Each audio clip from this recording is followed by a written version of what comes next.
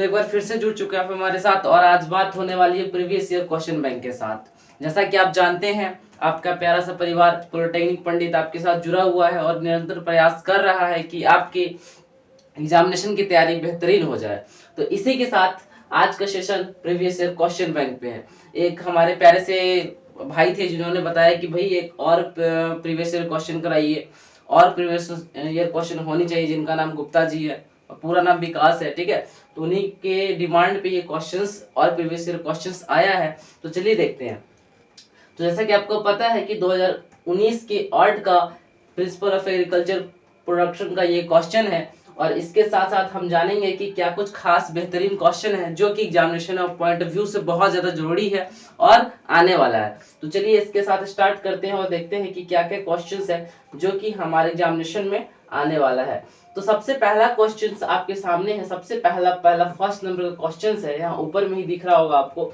खुफरी लालिमा is the variety of. Kufri लालिमा किसका वेराइटी है? तो जब भी खुफरी आए तो याद रखना है कि खुफरी लालिमा जो वेराइटी है वो किसका है? एक ही चीज का वेराइटी है, वो है पोटैटो, ठीक है। जब ये क्वेश्चन आए तो दिमाग के अंदर रखना है कि खुफरी लालिमा मतलब सिर्फ पोटैटो और कहीं नहीं जाना है। खुफरी लालिमा हो तो पोटैटो की तरफ ही जाना है और पोटैटो का ये वैरायटी है खुफरी लालिमा, ठीक है। चलिए, तो ये बहुत वीवीआई क्वेश्चन है और नहीं भी तो 10 बार से ज्यादा पूछ चुका है एसवीटी और हो सकता है इस बार भी आ जाए। चलिए नेक्स्ट क्वेश्चन जो हम देखते हैं, हमारा नेक्स्ट क्वेश्चन देखते हैं, आगे देखते हैं। हमारा नेक्स्ट क्वेश्चन है साइंटिफिक नेम ऑफ मेज, ठीक है। हमारा नेक्स्ट क्वेश्चन क्या है? Scientific name. किसका नेम? तो मेज का। मेज का साइंटिफिक नेम क्या होता है? तो सबको पता है भाई मेज का साइंटिफिक नेम जिया मेज है, ठीक है। मेज का साइंटिफिक नेम क्या है? जिया मेज। आपको याद रखना है, ठीक है। तो क्या होगा? जिया मेज हमारा आंसर हो जाएगा, ठीक है। तो मेज का साइंटिफिक नेम हमारा क्या है? जिया मेज, ठीक है। चलिए इसके बाद हम लोग आगे बढ़ते हैं तीसरे नंबर क्वेश्चन की तरफ। अच्छा, तीसरा नंबर क्वेश्चन बहुत प्यारा क्वेश्चन है। सबसे पहला क्वेश्चन और प्यारा क्वेश्चन आया निकल कर। क्वेश्चन है कि प्रॉपिंग इज डन। प्रॉपिंग, सबसे पहली बात है कि प्रॉपिंग होता क्या है? प्रॉपिंग मतलब आप लोगों को पता होगा ना, बांधने का प्रोसेस। वो गन्ना को क्या करते हैं? सीधा करके और उसको बांध देते हैं, ठीक है। तो बैंडिंग कर देते हैं। बैंडिंग करना ही हमारा प्रॉपिंग कहलाता है, ठीक है। तो प्रॉपिंग किस में किया जाता है? तो गन्ना में किया जाता है। किसमें? गन्ना में, शुगर कैन में। तो इसका आंसर कौन सा हो जाएगा? Sugar cane number 1। अच्छा, इसके साथ साथ हिंदी को भी थोड़ा पढ़ लेंगे ताकि कभी कभी क्वेश्चन क्या होता है इंग्लिश में ना आकर हिंदी में समझ में आ जाता है। तो इसके साथ साथ हिंदी लेकर चलेंगे ताकि ज्यादा से ज्यादा हम लोग क्वेश्चंस को, ऑब्जेक्टिव क्वेश्चंस को सही कर सके। और हमारा टारगेट यही है कि आपका जो 20 का 20 ऑब्जेक्टिव है वो सही से आ जाए, ठीक है। अगर वो आ गया तो समझिए कि सोना पे सुहागा वाला बात हो गया। तो चलिए इसके साथ आगे देखते हैं। नेक्स्ट क्वेश्चन हमारा है 4 नंबर क्वेश्चन लिखा हुआ है। अरे आराम से आराम से आराम से, ठीक है। 4 नंबर क्वेश्चन हमारा 4 नंबर हमारा क्वेश्चन जो है वो है, चलिए निकल कर आ गया है 4 नंबर क्वेश्चन। 4 नंबर क्वेश्चन लिखा हुआ है हमारा। 4 नंबर क्वेश्चन हमारा है फर्स्ट इरिगेशन इज गिवन। मतलब क्या कि सबसे पहले हम जो हमारा गेहूं होता है उसकी सिंचाई हम कब करते हैं? पहले इरिगेशन कब करते हैं? तो इरिगेशन कहने का मतलब सिंचाई। सिंचाई मतलब क्या? हम अपने जो गेहूं है, हमारा जो फील्ड है उसमें हम पानी कब देते हैं? तो कब मतलब क्या? जब हम फसल लगाएंगे तभी, तब वही ना, जब हम फसल लगाएंगे। तो हम सबसे पहले फसल लगाते कब है? तो भाई अगर किस केस में? वीट की केस में। मतलब वीट मतलब गेहूं। गेहूं के केस में आपको याद रखना है कि जब हम फसल लगाते हैं तो उसके कितना दिन बाद? तो 20 दिन बाद, ठीक है। 20 डेज बाद हम क्या देते हैं? पानी देते हैं। मतलब पहला नंबर हमारा ऑप्शन सही हो जाएगा। 20 डे आफ्टर सोइंग मतलब क्या? हम फसल लगा दिए, उसके 20 दिन बाद हमारा जो फसल है वो तैयार होकर आ जाता है और उसके बाद हम क्या करते हैं? मतलब तैयार होकर आ जाता है मतलब निकलना शुरू हो जाता है और उसके बाद हम पानी का क्या करते हैं? सिंचाई शुरू कर देते हैं। तो मतलब हमने बोआ और कुछ प्लांट हमारा क्या किया? ग्रो किया, उसके बाद हमने पानी दिया, ठीक है। तो हमारा ये 20 दिन हो जाएगा। याद रखिएगा, ध्यान से हिंदी भी पढ़ते चलिएगा, ठीक है। चलिए आगे है हमारा सीड रेट ऑफ ग्राम। हमारा क्या है? Seed rate of gram. ग्राम का सीड रेट क्या है? हमारा जो ग्राम, ठीक है, इसका सीड रेट पूछेगा। सीड रेट कहने का मतलब क्या? आप जो फील्ड है उस फील्ड में कितना सीड लगाते हैं, ठीक है। तो कितना सीड लगाते हैं मतलब क्या? हेक्टेयर। कितने हेक्टेयर में आपका कितना सीड का क्या है? खर्च है। तो वो हमारा कितना है? 80। कितना है? 80 केजी पर हेक्टेयर। 120 140 ये सब पे नहीं जाएंगे, ठीक है। कितना होता है इसका? 62। इसका होता है 62 62 80 केजी पर हेक्टेयर, ठीक है, पर हेक्टेयर इसका होता है 60 केजी पर हेक्टेयर। इस बात को ध्यान रखेंगे, ठीक है। तो 60 केजी पर हेक्टेयर होता है, तो यहाँ पे देखिए 60 केजी तो है नहीं, तो हम लोग कितना 80 केजी लेके चलेंगे, ठीक है। तो ग्राम का जो सीड रेट होता है वो कितना होता है, 60 केजी पर हेक्टेयर होता है। इस बात को हम लोग ध्यान में रखेंगे, ठीक है। तो ये बात याद रखेंगे आप लोग, क्या याद रखेंगे, 60 केजी पर हेक्टेयर, ये बातों को याद रखेंगे। चलिए नेक्स्ट देखते हैं। नेक्स्ट हमारा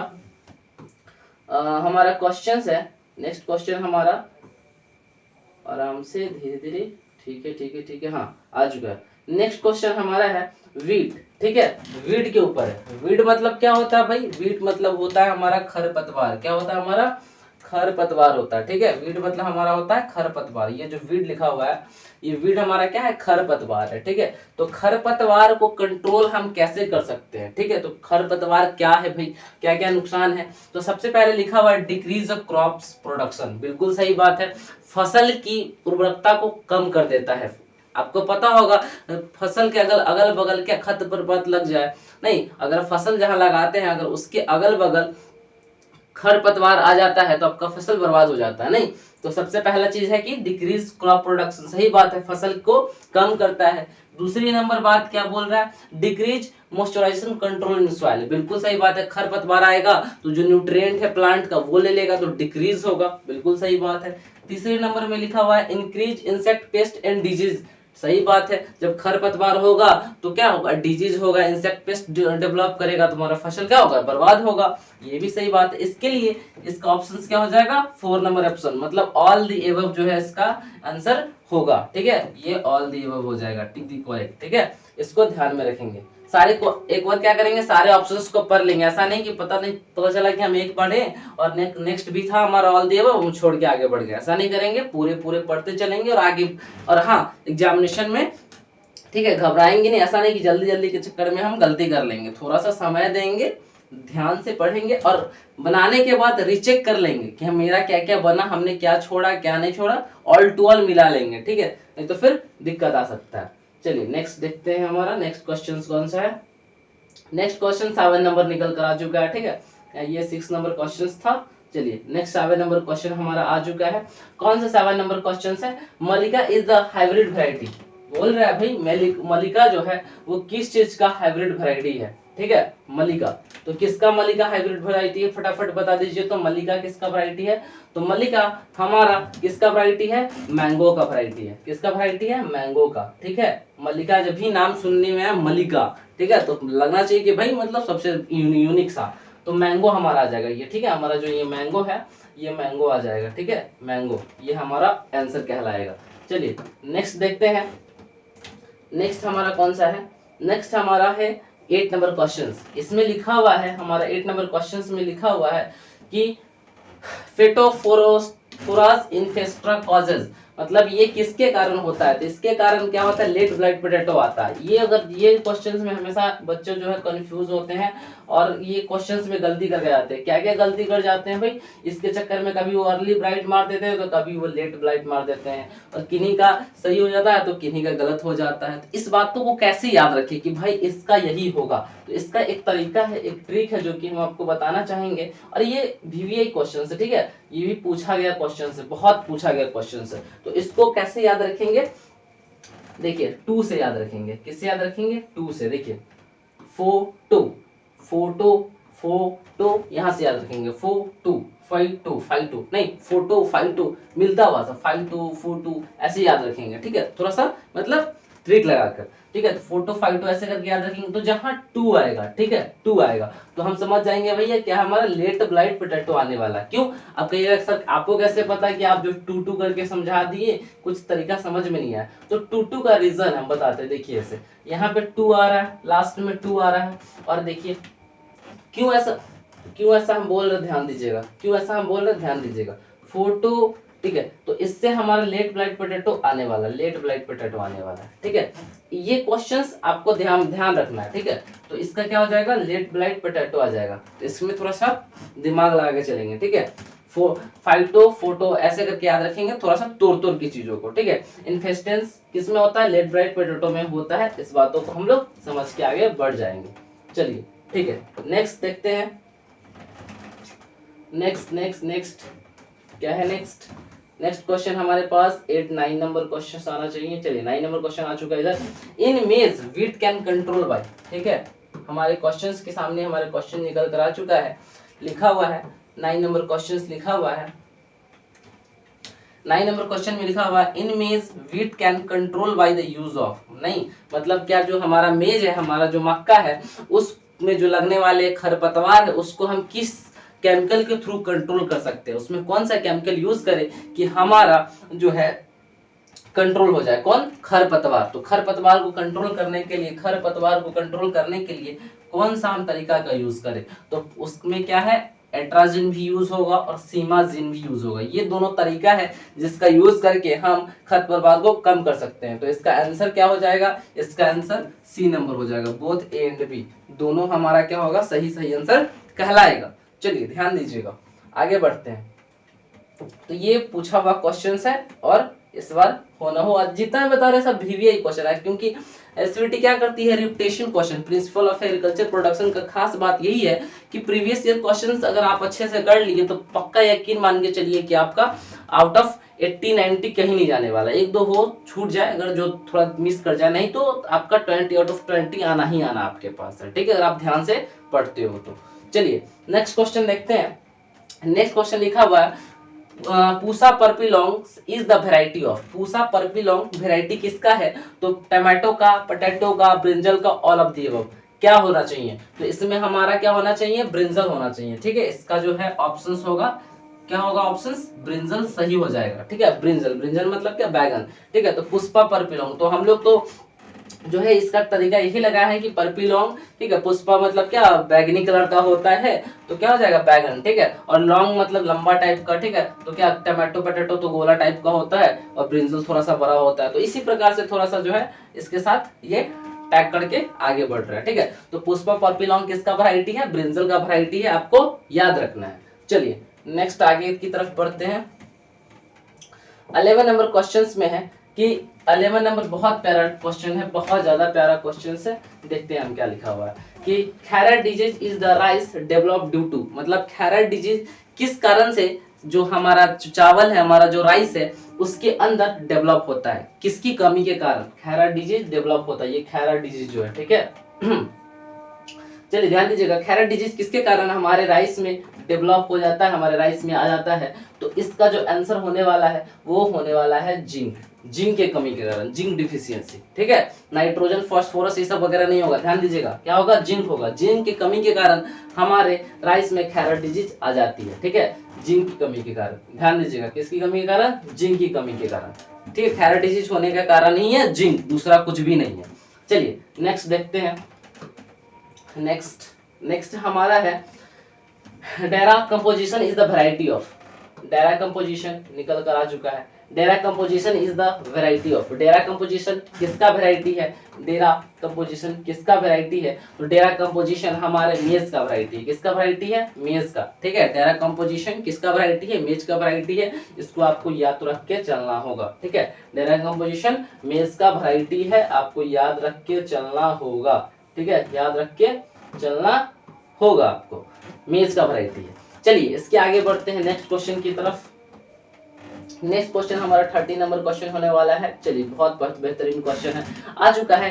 अरहर वैरायटी इज, देखिए लिखा हुआ अरहर वैरायटी बाहर मेच्योर इन, मतलब क्या कि मेच्योर मतलब क्या, हमारा प्रॉपर में कब तैयार होकर आ जाता है, हमारा जो अरहर है, अरहर का वक्त कितना होता है, कब से कब तक हमारा जो अरहर है वो तैयार हो जाता है। और इस क्वेश्चंस में 75 to 80% स्टूडेंट फेल मार जाते हैं, ठीक है, उनको समझ में नहीं आता, वो कभी 120, 150, 250 और 250 किसी भी मार के आ जाते हैं, किन्हीं का होता है सही और किन्हीं का हो जाता है गलत, तो इसमें फेल मारने की चांस बढ़ जाता है। और ये वीवीआई क्वेश्चन है, इसको तो आप नोट डाउन करेंगे, ठीक है, इसको आप नोट डाउन करेंगे, इसको आप नोट डाउन करेंगे, ये वीवीआई क्वेश्चन होने वाला है, ठीक है। और इसका आंसर क्या होने वाला, ध्यान दीजिएगा, इसका आंसर वैरी करता है, कहां से कहां तक वैरी करता है, 200 to 280 डेज के अंदर। ठीक है, इसका जो होता है आंसर जो होता है वो 200 टू 280 होता है। ठीक है, 200 से लेकर 280 डेज तक होता है। किसका? अरहर का। अरहर का वैरायटी का मैच्योर जो होता है वो कब तक हो जाता है? 200 से 280 दिन तक हो जाता है। तो हम लोग क्या किसको लेकर चलेंगे? तो हम लोग 250 टू 275 डेज लेके चलेंगे। ठीक है, क्योंकि यहाँ पे देखिए 200 से 280 के बीच में एक ही दिख रहा है, 250 से 275 डेज ही दिख रहा है। और हम लोग क्योंकि मैक्सिमम लेके चलेंगे कि कहाँ तक हमारा जो है प्रॉपर वे में हमारा फसल रेडी हो जाता है, कौन सा स्टेज है, कौन सा लास्ट डेज है जहां तक हमारा फसल तैयार हो जाता है। तो इसमें लिखा हुआ है कि 275 डेज, मतलब क्या हमारा लास्टली 275 डेज है, वहां तक जो हमारा है अरहर वो पूरा मैच्योर हो जाएगा, पूरा परिपक्व हो जाएगा, वो फील्ड से आने के लिए तैयार है। हम फील्ड से उसको अपने घर पे निकाल कर ला सकते हैं। ठीक है, तो ये वाला होगा और ध्यान देके चलेंगे। ठीक है, वीवीआई होने वाला है। चलिए परफेक्ट, आगे देखते हैं। आगे हमारा क्वेश्चन है 14 नंबर क्वेश्चन है, राइस कैन बी ग्रो। पहला क्वेश्चन ये बहुत शानदार क्वेश्चन है। ठीक है, पूछा गया है कि जो हमारा राइस है वो कहाँ ग्रो हो सकता है, कौन सी जगह पे है जो हमारा राइस अच्छे से क्या कर सकता है, फसल दे सकता है। तो अपलैंड पे मतलब ऊंची जमीन कहीं भी लगा दीजिए। ठीक है, मिडिल लैंड नीचे वाले जमीन पे लगा दीजिए, या लो लैंड सबसे नीचे वाले, मतलब कहीं भी लगा दीजिए, हमारा जो है राइस ग्रो कर जाएगा। तो क्या rice can be grow in, मतलब किस लैंड पे हमारा ग्रो कर जाता है? तो मिडिल, लो या अप, किस पे ग्रो कर जाता है? तो इसमें भी जो है ये भी क्वेश्चन जो है बहुत मतलब तरीके वाला क्वेश्चन पूछ दिया कि भैया आप बताओ कि कहाँ पे जो हमारा फसल ग्रो करेगा। तो मिडिल लैंड में, लो लैंड में, अप लैंड में, मतलब क्या निचले स्तर में, सबसे ऊंचले स्तर में, या बीच वाले में, किस लैंड में? तो अगर इस क्वेश्चन की बात की जाए तो इस क्वेश्चन में निकल कर आता है कि आप लगाना मतलब जमीन की कौन सी बात हो रही है, मतलब कुल्लू मनाली पहाड़ी जमीन तो नहीं है इस टाइप का रैकदार, ऐसा ऐसा ऐसा ऐसा पहाड़ी जमीन तो नहीं एकदम ऊंचा सा ऐसे है। ठीक है, और इस प्रकार से लगा हुआ है, तो फिर तो ऐसे क्या हो जाएगा, अप टू हाई हो जाएगा। कोई समतल जमीन है, ठीक है, तो क्या हो जाएगा, फ्लैटी हो जाएगा। तो ऐसे अगर इस क्वेश्चन का अगर आंसर माना जाए, इस क्वेश्चन का अगर आंसर माना जाए तो हम मेरे हिसाब से मैं अगर इस क्वेश्चन को अगर आंसर बता रहा हूं आपको तो ये होना चाहिए अपलैंड। ठीक है, क्या होना चाहिए, अपलैंड पे हम जो राइस ग्रो करते हैं वो क्या अपलैंड। मेरे कहने का तात्पर्य ये है कि हम जब भी लगाते हैं तो जमीन के ऊपरी सतह पे ही लगाते हैं। ठीक है, ऐसा नहीं कि जमीन को खोद दिए और उसके अंदर लगा दिए फिर ऊपर से ढक दिया, ऐसा वाला कुछ नहीं होता। ठीक है, हम जमीन के ऊपर वाली सतह पे क्या करते हैं, राइस को लगाते हैं। तो इसका आंसर होना चाहिए नंबर 1, अप टू लैंड। ठीक है, इसका नंबर 1 होना चाहिए। ठीक है, चलिए नेक्स्ट बढ़ते हैं, ध्यान दीजिएगा।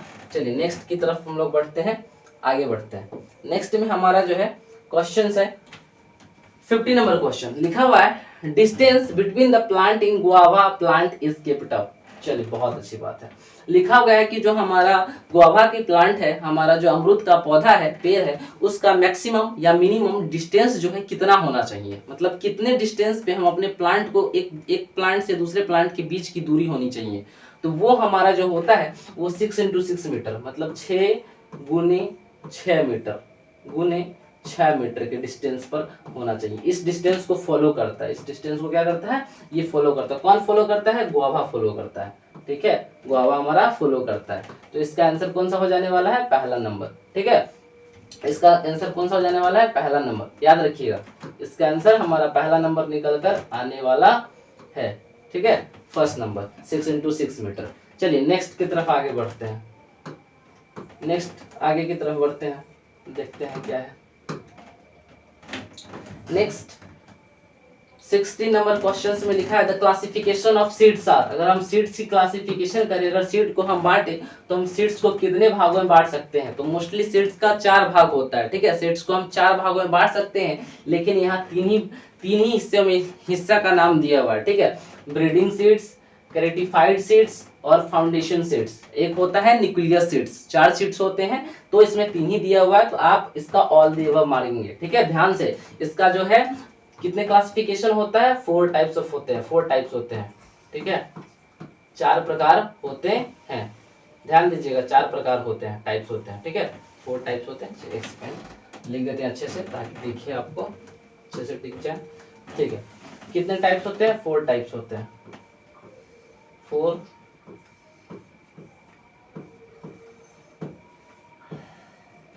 4 टाइप्स। कितने टाइप्स होते हैं? 4 टाइप्स होते हैं। तो यहाँ पे 3 टाइप्स दे रखा है, ठीक है, एक टाइप्स नहीं है जिसका नाम न्यूक्लियस है, ठीक है।